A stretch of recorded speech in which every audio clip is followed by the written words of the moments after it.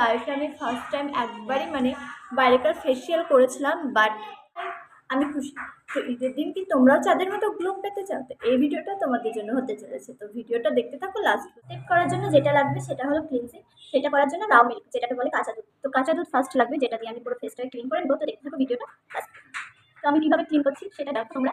আর দুধ আমাদের স্কিনের জন্য খুব ভালো। ফার্স্ট স্টেপ তো কমপ্লিট হয়ে গেছে, এবার চলে যাবে সেকেন্ড স্টেপে। তো সেকেন্ড স্টেপের জন্য যেটা লাগবে সেটা হলো টক দই অ্যান্ড তোমার চালের গুঁড়ো।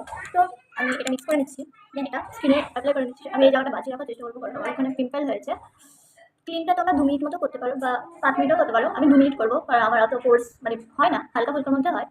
তার জন্য আমি 2 মিনিট করবো। আর যাদের বেশি কোর্স তারা একটু বেশিক্ষণ করতে পারে। সত্যি বলতে গেলে আমি ফেসের মধ্যে হোমমেড ফেস প্যাকই বেশি ইউজ করি, কারণ আমার বাইরেকার ফেসিয়াল একদম মানে শ্যুট করে না। লাইফে আমি ফার্স্ট টাইম একবারই মানে বাইরেকার ফেসিয়াল করেছিলাম, বাট আমার স্কিনের যা অবস্থা হয়েছিল, তারপরে আমি মানে ফাইনাল করেছি জীবনে আমি কোনোদিন মানে বাইরেকার ফেসিয়াল অ্যাপ্লাই করবো না, কারণ আমার এইগুলো পুরো স্কিনটা পুরো পুড়ে গেছিলো, মানে ওখানটা একদম বাজে হয়ে গেছিলো। সেকেন্ড স্টেপও কমপ্লিট হয়ে গেছে। দেন থার্ড অ্যান্ড লাস্ট স্টেপ, যেটা একটা ফেস প্যাক হোমমেড, সব কিছুই হোমমেড, শুধু ওর মধ্যে যেটা থাকবে মুলতানি মিটি, ওটা হোমমেড না। ওটাও যদি আমি হোমমেড পেতাম তাহলে ওটাও আমি হয়তো বানিয়ে নিতাম।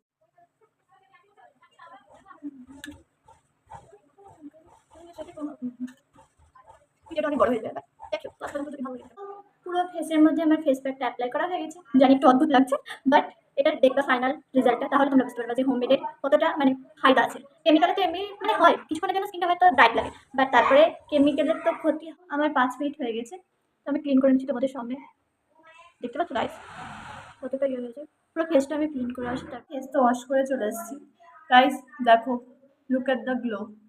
বুঝতে পারছো যে আগে কতটা ডাল ছিল আর এখন কতটা গ্লোয়িং বেস হয়েছে। উইদাউট লাইট, লাইট ছাড়া দেখো।